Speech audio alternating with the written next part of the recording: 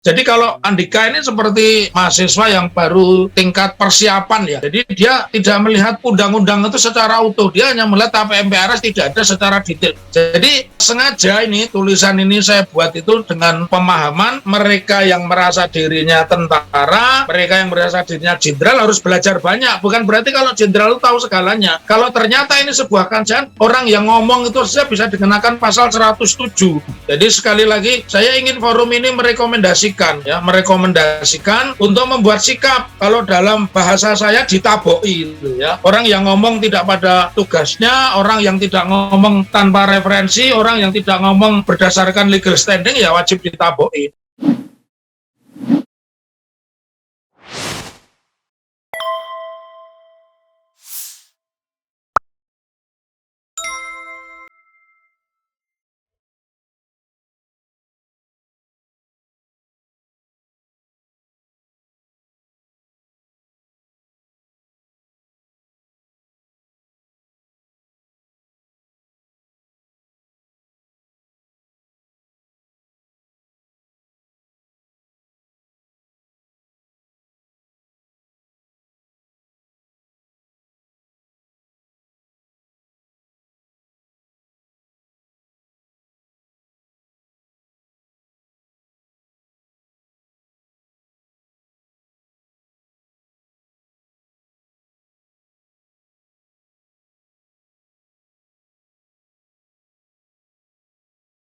Bismillahirrahmanirrahim. Assalamualaikum warahmatullahi wabarakatuh. Waalaikumsalam warahmatullahi wabarakatuh. Semua yang di forum ini diberikan kesehatan dan diberikan kemudahan ya. Amin, amin, amin. Ya, saya ingin sampaikan nampaknya Andika ini memang sudah dipersiapkan dan makin kentara ya. Andika ini berada pada siapa, Andika ini mewakili siapa. Jadi Andika hanya mengutip kulit luarnya TAP MPRS nomor 25 1966. Tapi dia lupa kalau pada masa pemerintahan Pak Habibie, di mana pada saat itu Kapolrinya Badrodin Haiti, negara ini punya produk yang luar biasa, yaitu diundangkannya Undang-Undang 27 tahun 99. Lanjut Ustadz Slamet, halaman 3. Andika ini sama dengan menteri-menteri yang lain, tokoh-tokoh yang lain, dia sangat karbitan ya. Jadi saya melihatnya ini bukan murni dari Andika, karena sudah disetel, ada sebuah proses diskusi seolah-olah ya, padahal ada aturan kedua selain TAP MPRS nomor 2000 Romawi 25 tahun 66 itu ada ya. Ini aturan kedua itu digunakan negara untuk memberangus komunisme dan itu dimasukkan di dalam pasal KUHP, ialah pasal 107 Undang-Undang nomor 27 tahun 1999. Jelas itu tentang perubahan KUHP yang bunyinya berkaitan dengan kejahatan terhadap keamanan negara ya. Sangat disayangkan ya kalau seorang jenderal itu terburu-buru begitu ya. Apapun namanya, ketika orang sudah disebut jenderal, apalagi jenderal lengkap bintang 4, tentu referensinya banyak. Pasal 107A undang tersebut berbunyi, barang siapa yang melawan hukum di muka umum dengan lisan, tulisan, atau melalui media apapun, menyebarkan atau mengembangkan ajaran komunisme, marxisme, leninisme dalam segala bentuk, dipidana penjara paling lama 12 tahun. Ini mudah-mudahan ini juga direlay oleh channel-channel lain ya, seperti Reply Harun yang followernya banyak, biar Andika juga baca ini ya. Jangan buru-buru 22 Desember tahun ini dia mau pensiun, kemudian dia seperti ditarget harus menyampaikan sesuatu. Lanjut Ustaz Slamet. Pasal tersebut berbunyi, barang siapa melawan hukum di muka umum dengan lisan atau tulisan atau media apapun, menyebarkan atau mengembangkan ajaran komunisme, marxisme, leninisme yang berakibat timbulnya kerusuhan dalam masyarakat atau menimbulkan korban jiwa atau harta benda, dipidana dengan penjara paling lama 15 tahun. Ini real, ini undang-undang ini real ya. Andika saja yang tidak tahu itu. Andika yang tidak tahu ya. Kemudian barang siapa melawan hukum di muka umum dengan lisan tulisan atau melalui media apapun menyebarkan.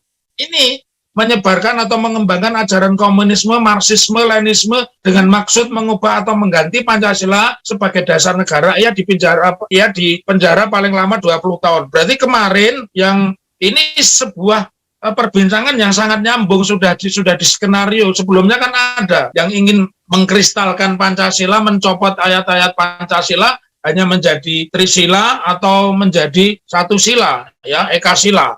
Dari fakta ini jelas kepada kita secara pidana mengembangkan, memfasilitasi, bahkan berkeinginan mengubah Pancasila itu bisa dipidana 20 tahun. Nah, terkait dengan pernyataan Andika, kita bisa lihat di pasal berikutnya, pasal 107E Ustadz Slamet. Sementara itu ini jelas ini supaya Andika mendengar ya. Dan saya yakin forum ini tidak cukup di sini. Forum ini harus memunculkan deklarasi, katakanlah semacam petisi 50, minimal petisi yang ditandatangani oleh orang-orang yang ada di forum ini. Saya inginkan itu. Sementara pasal 107E berbunyi dipidana penjara paling lama 15 tahun dijatuhkan untuk mereka yang mendirikan organisasi yang diketahui atau diduga menganut ajaran komunisme, marxisme dalam segala bentuk dan perwujudannya. Yang kedua, Andika bisa kena pasal ini. Mereka yang mengadakan hubungan ya dengan atau memberikan bantuan kepada organisasi baik di dalam maupun di luar negeri yang berasaskan komunisme, marxisme, leninisme atau dalam segala bentuknya dengan maksud mengubah dasar negara atau menggulingkan pemerintahan yang sah. Jadi kalau Andika ini seperti mahasiswa yang baru tingkat persiapan ya. Jadi dia tidak melihat undang-undang itu secara utuh. Dia hanya melihat TAP MPRS tidak ada secara detail. Sama juga orang yang mengatakan Quran itu nggak ada, masuk masjid harus copot sepatu, kan bukan begitu tafsirnya ya. Jadi sengaja ini tulisan ini saya buat itu dengan pemahaman mereka yang merasa dirinya tentara, mereka yang merasa dirinya jenderal harus belajar banyak. Bukan berarti kalau jenderal itu tahu segalanya. Kalau ternyata ini sebuah kajian, orang yang ngomong itu saja bisa dikenakan pasal 107. Saya sepakat dengan yang lain bahwa Andika ini mestinya bicara tentang TNI. Yang saya kaji, semua orang yang pernah menjadi panglima itu bicaranya kalau bukan menata internal, bicaranya juga kaitannya dengan musuh negara. Ini sama sekali tidak bicara dengan musuh negara. Di Papua itu ada musuh negara. Bahkan 2 hari kemarin itu seorang tentara, istri dan anaknya disembelih. Dosanya apa? Dan tidak ada perbincangan itu di dalam dialog Andika. Ya. Jadi memang butuh sebuah sikap dari kita sendiri dan dari Andika bahwa dia nggak benar, dia harus dimengertikan itu. Tidak sembarang dia mengatakan tidak diatur, menyebarkan saja diatur, apalagi bekerja sama, ya bekerja sama saja dilarang, apalagi memberikan kesempatan. Itu jelas itu pasal-pasal ini. Lanjut Ustadz Slamet. Nah, undang-undang ini karena undang-undang ini tidak pernah dicabut, ya, jadi ya kita bisa maklum lah bagaimana polisi di masa Tito Karnavian ini kan paling Islamofobia kan, dia juga bicara tentang Ahok kan, berusaha bagaimana dulu Ahok tidak jadi tersangka kalau lihat rekaman videonya, sehingga pasal ini tidak pernah diberlakukan. Di masa Tito itulah orang memakai atribut PKI, memakai lambang-lambang PKI, kaos di bandara, di pasar, itu tidak diapa-apakan. Jadi yang namanya undang-undang ketika diundangkan, maka pada saat itu dianggap sudah berlaku dan sudah selesai. Artinya tidak ada lagi orang boleh menafsirkan bahwa seolah-olah diizinkannya keluarga ini hanya menggunakan tafsir MPRS 25 tahun 1966. Mestinya tidak dibicara secara sepihak. Dia harus bicara sebuah undang-undang itu menurut hukum tata negara ada kajiannya, namanya original intent. Kalau tidak ada penjelasannya, dibaca naskah asli original intentnya berbunyi seperti apa. Karena itu kalau Andika mengatakan bahwa tidak terdapat di dalam TAP MPRS nomor 25/1966 tentang larangan penyebaran leninisme dan sebagainya, saya pikir ya perlu belajar dulu itu. Dan terakhir, jadi sekali lagi saya ingin forum ini merekomendasikan untuk membuat sikap, kalau dalam bahasa saya ditaboi gitu ya.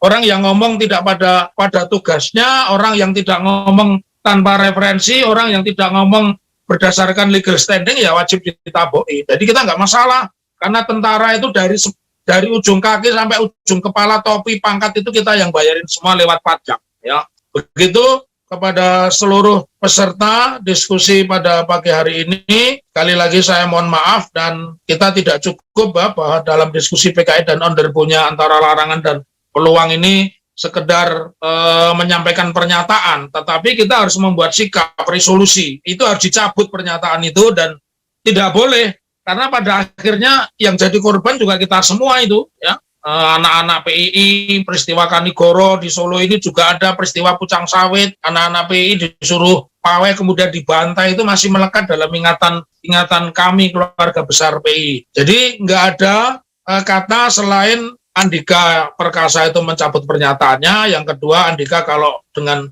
kebesaran hatinya dia meminta maaf, dan yang ketiga saya minta dia belajar tentang